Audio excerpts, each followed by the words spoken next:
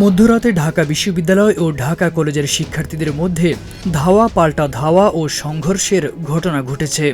এই ঘটনায় সাংবাদিক সহ বেশ কয়েকজন আহত হয়েছেন।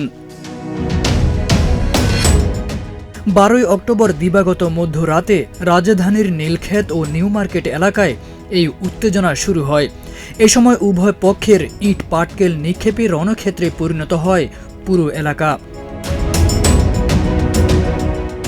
ঘটনাস্থলে উপস্থিত হয়ে পরিস্থিতি শান্ত করার চেষ্টা করেছেন ঢাকা বিশ্ববিদ্যালয় কেন্দ্রীয় ছাত্র সংসদ ডাকসু ভিপি সাদিক কায়েম সহ ছাত্র নেতারা।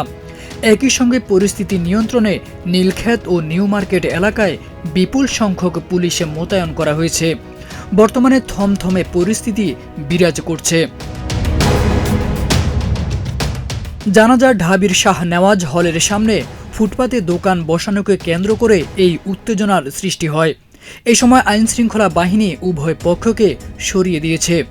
বর্তমানে পরিস্থিতি কিছুটা স্বাভাবিক অবস্থায় রয়েছে।